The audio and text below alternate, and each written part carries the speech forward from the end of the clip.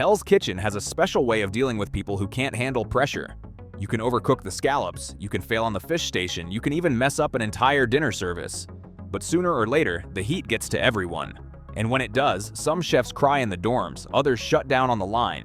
But there's a rare breed of contestant who doesn't crack inward, they explode outward. While viewers tune in expecting culinary drama and Ramsay's legendary takedowns, these are the moments where Hell's Kitchen stopped being a cooking competition and started looking like a bar fight waiting to happen. These are the times when the kitchen didn't just get hot, it got dangerous. They all faced a brutal reality check. But no one crashed harder and faster than a diner owner who failed to make it through a single shift.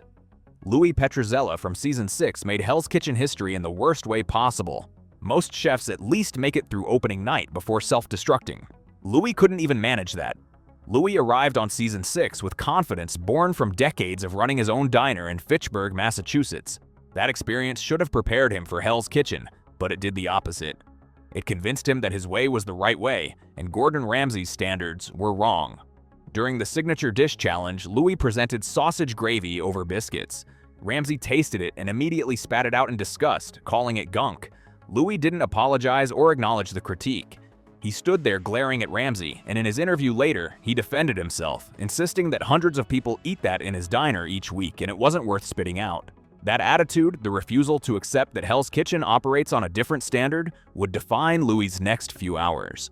During the first dinner service that same evening, chaos erupted almost immediately. Louis, assigned to the meat station, inexplicably began cooking spinach instead of lamb. When Ramsay confronted him about abandoning his station responsibilities, Louis's confusion was baffling. He had no grasp of station responsibilities, no understanding of the flow of service, and no ability to recover under pressure. Later in the service, Ramsay discovered a catastrophic amount of wasted lamb scattered across Louis's station and called other chefs over to witness the disaster. Look at this! Hey, Van! Hey, Joseph! Stop! Look at this! Look! Look! Louis! Yes, sir. Get back there! Get out! Get upstairs, get your bags packed! Can I help? Can I help in the kitchen? You can help me! Get out! Jim, a fellow contestant, later described the scene as a hand grenade went off in a cow's rear end. Louis's performance was so disastrous that Ramsay shut down the entire kitchen mid-service, a rare move reserved for the most catastrophic failures. Both teams were sent upstairs, and Louis was singled out and told to pack his bags. In his exit interview, Louis was defiant and explosive, cursing out the show and telling everyone to kiss his rear end. Louis became the first contestant in Hell's Kitchen history to be eliminated on opening night, setting a tone of volatility that would define Season 6. His elimination came not just from incompetence, but from an explosive refusal to adapt. He walked out angry, bitter, and convinced the world had wronged him. Louis's explosive exit came from incompetence and pride, but the next contestant's violence came from something far more deliberate, a willingness to physically threaten Gordon Ramsay himself. Joseph's confrontation with Gordon Ramsay in Season 6 isn't just infamous, it's the gold standard for Hell's Kitchen meltdowns. The moment where the fourth wall didn't just break, it was obliterated. A former U.S. Marine from Massapequa Park, New York, Joseph arrived with swagger and aggression that made it clear from day one that he wasn't interested in taking feedback. In the Signature Dish Challenge, when Ramsay asked him to taste his undercooked Brussels sprouts with his hands, Joseph demanded a fork, declaring he wasn't an animal. That defiance escalated immediately into a threat. In his interview that same episode, Joseph stated that him and Ramsay were going to go head-to-head, threatening to drag him to the parking lot and physically assault him. The blue team won that first challenge, and during the reward dinner on the Hell's Kitchen patio, Joseph toasted to the women, stating they were where they should be, cleaning. His arrogance and disrespect were already on full display. But the real explosion came in Episode 2, during elimination deliberations after a disastrous second dinner service. The blue team had been kicked out of the kitchen, and Ramsay, following standard procedure, asked Joseph for the first nominee and the reason. Joseph, for reasons known only to him, decided that this was the moment to take a stand against the show's format itself. Instead of giving a name, he began rambling about how the team sat down as a group and picked each other. Ramsay, confused and impatient, tried to clarify with a standard jab about Joseph being slightly stupid, asking again for the first nominee. Listen, you chippy idiot. I asked for one nominee and why, plain English. And you're mouthing off and you couldn't answer me. Now can you just tell me, in plain English, the first nominee and why he's nominated? Most chefs would swallow their pride and answer. Joseph decided to swallow nothing. He spiraled into a rage that seemed completely disproportionate to the situation. He refused to answer, insisting he wasn't anyone's subordinate. The tension shifted from awkward to dangerous in seconds. When Ramsay pressed him again for an answer, Joseph snapped. Joseph stepped off the riser, declaring he wasn't intimidated and challenging Ramsay to step outside if he wanted to talk. You want a jacket? You want to talk some shit? Let's go step outside, fuckers. You want to talk about fighting? Oh, wow. You want to get rough? Do you think I'm scared? Huh? Look at you. Yeah, keep You just on blow fucking your... cameras. Yeah, cameras. Yeah? Yeah. We can step I'm outside. standing here. The other chefs looked on in terrified silence. Security guards, rarely seen on camera, began to edge into the frame. Joseph continued taunting Ramsay, getting in his face and repeating his challenge to take things to the parking lot, insisting he wasn't scared. Ramsay, to his credit, didn't flinch. He stood his ground, looking more disappointed than afraid. He delivered the final verbal blow that deflated Joseph's entire tough guy persona, telling him he had no respect and ordering him to leave. Joseph stormed out, but not before tripping slightly on the stairs, a moment of slapstick comedy that perfectly punctured his balloon of aggression. In his exit interview, Joseph remained defiant, cursing out Ramsay and insisting he could get hired anywhere and anyone would be proud to have him in their kitchen. Joseph is remembered not for his cooking, but for being the only chef to genuinely try to fight Gordon Ramsay. His parking lot threat was a moment of individual rage. But Season 12 gave us something different, a moment where an entire team descended into mob violence that threatened to turn the dorms into a battlefield. Most fights in Hell's Kitchen are one-on-one affairs. A rivalry develops, festers, and eventually explodes. But in Season 12, Episode 3, the blue team seemed to lose their collective minds in a moment that nearly resulted in actual physical violence. The blue team of Season 12 was already struggling. They had lost multiple dinner services and lacked cohesion, leadership, and consistency.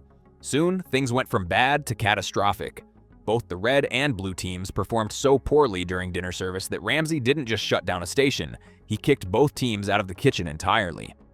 It was a joint loss, a humiliating result that required both teams to nominate members for elimination. While the red team managed to have a somewhat civilized discussion, the blue team disintegrated. The argument began with the nomination of DeMarco, which was agreed upon by the majority. But when the discussion turned to the second nominee, the room exploded. Mike Aresta, a chef instructor from Keyport, New Jersey who had already alienated himself with his attitude, suggested Chris Eversole should go up. Chris wasn't having it. Chris launched a verbal assault that cut deep, labeling Mike as absolute poison for the team. The argument escalated as Chris accused Mike of barely contributing to his station during the heated deliberation. Mike, refusing to be the scapegoat, stood up, a physical act that instantly escalated the tension in a room full of seated, angry men. He lashed back, accusing Chris of wanting to be the first to leave and failing to take responsibility. Suddenly, it wasn't just Chris and Mike. Jason Zapaltis, a returning contestant from Season 9, jumped into the fray. The shouting match drew in the rest of the team, with multiple chefs cursing and screaming over one another. The insults turned personal and ugly. Jason crossed a line that is rarely crossed without consequence. He screamed at Mike to go back to the grocery store, mocking Mike's previous job and implying he was beneath the professional standard of a chef. Mike retorted with insults about Jason's weight and attitude. Go back to the grocery store! I go Back to the grocery store! Don't boy. Oh, look, you're better than me! I don't give a fuck. I don't give a fuck. No! Hey, Mike. For a few terrifying seconds, it looked as though the blue team was going to tear itself apart before they even got back to Ramsay. When they finally returned to elimination, Mike survived that night, but the animosity didn't vanish.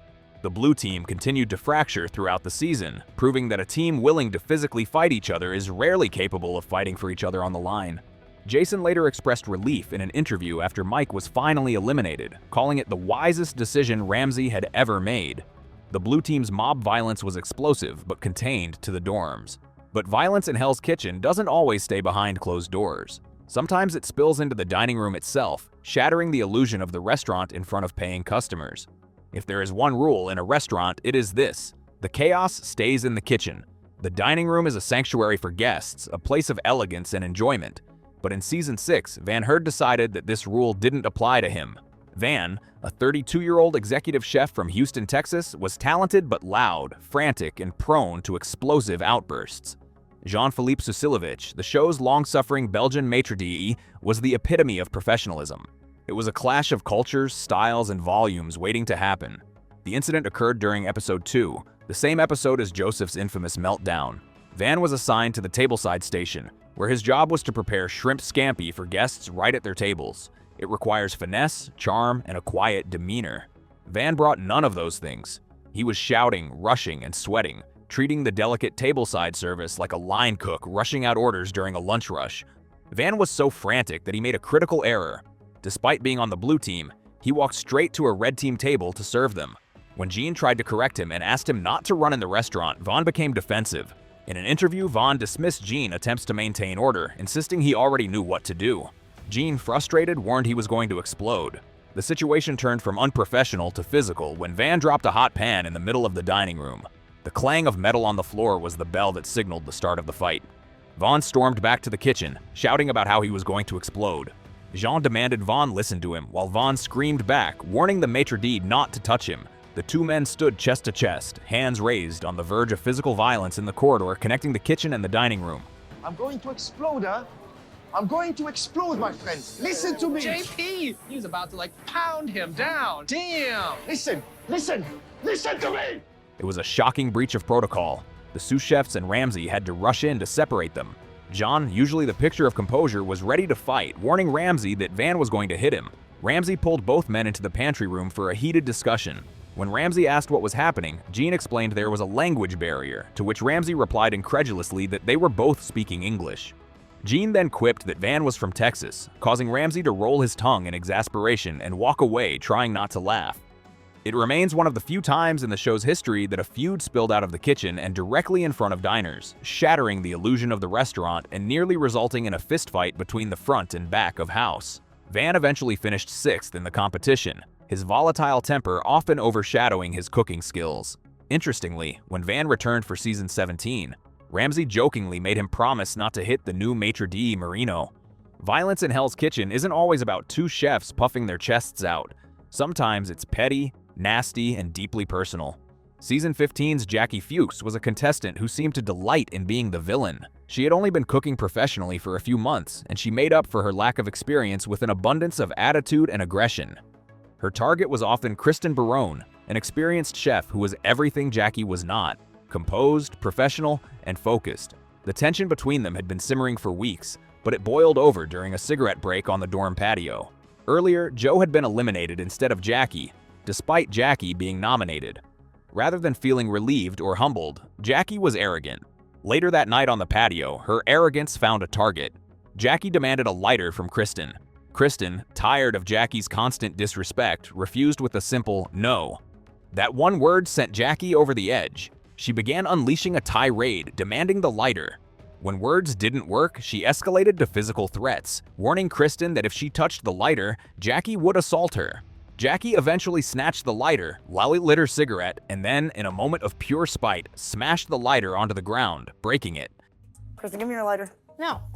Give me your fucking lighter. Talk like fucking. You touch my fucking lighter, I will punch you in the face. Punch me in the Give face. me my goddamn lighter, Jackie. Punch me in the face. Jackie, give me my fucking Punch lighter. me in the face. Either light your cigarette or give me my fucking lighter.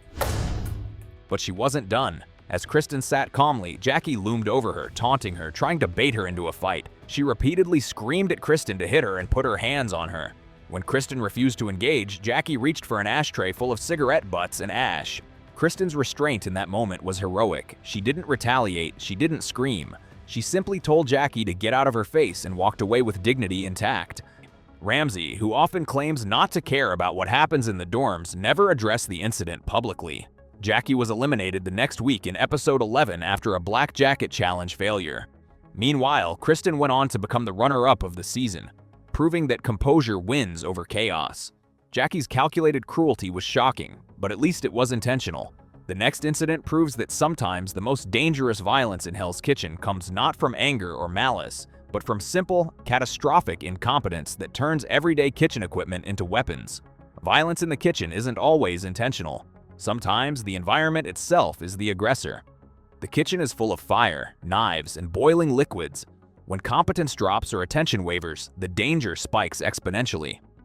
In Season 4, Christina McAmer, who would go on to win the entire season, had a moment during a dinner service that could have sent Ramsay to the hospital. Christina, a 24-year-old culinary student from St. Louis, was on the garnish station during a particularly chaotic service. In the rush to plate up, she left a pan handle sticking out over the open flame of the stove. This is a cardinal sin in a professional kitchen. The handle heats up to hundreds of degrees, becoming a branding iron for anyone unlucky enough to grab it. That unlucky person was Gordon Ramsay. Ramsay grabbed the pan to check the carrot puree and immediately recoiled, dropping it and screaming in pain while clutching his hand. Yeah, anything piping on. Ah, shit. Fuck. Ah, shit. Don't stop and look stupid like some thick cow. Yes, chef. Fuck. The kitchen froze. Burning the chef because of negligence is a potential death sentence. Ramsay ran his hand under cold water, furious. He yelled at Christina not to stand there looking confused and berated her for leaving the handle over the flame without warning anyone. Christina apologized profusely, terrified, promising it wouldn't happen again. Ramsay returned to service, but in the chaos of the very next orders, it happened again. Christina, flustered and overwhelmed, left another handle over the heat. Ramsay grabbed it again. Ramsay exploded, running back to the sink in genuine agony. This time he was furious, declaring he'd had enough. He poured water onto the handle of the pot, and it sizzled violently, demonstrating just how hot the metal had become. Ramsay expressed how unbearable the pain was and accused Christina of doing it on purpose to aggravate him, stating she was succeeding in making him angry. Oh, shit. Oh, now. I'm getting here again. Christina, I've had enough. Hey, look, come here, you, look. Look.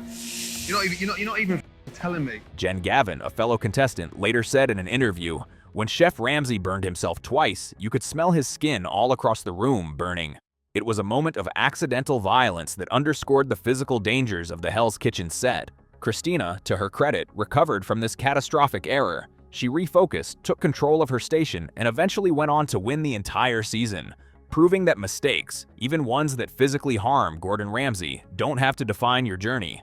While Christina's violence was accidental, born from stress and mistakes, the next contestant's confrontation was pure rage. A screaming match with Ramsay that felt violent in its intensity and nearly resulted in permanent elimination.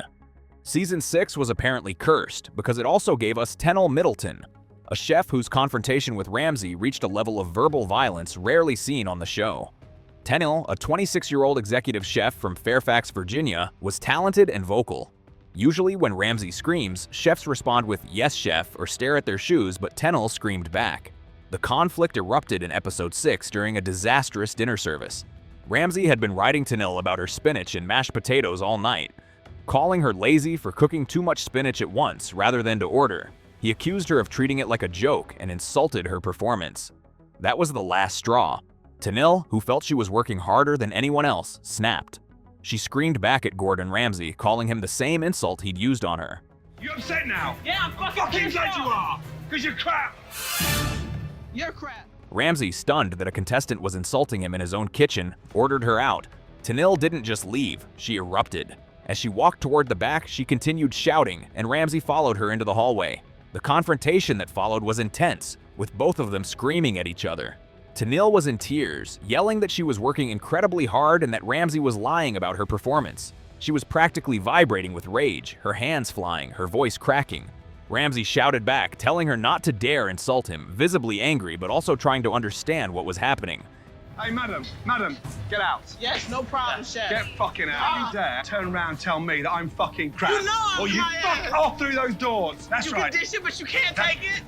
Hey, madam, Oh, let me in the what are you kitchen. doing? Just let me in the kitchen. Listen to me. It's not good enough for you, man. You're not listening to me. Tenille continued her tirade, insisting she was working her hardest and making references about Ramsay's authority while demanding he leave her alone.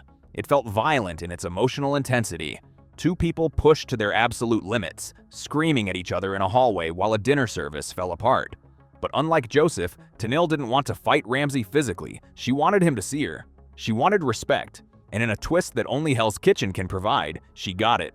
Ramsay, seeing the fight in her, calmed down. He told her that if she could keep her mouth shut and cook, she could come back in. She did.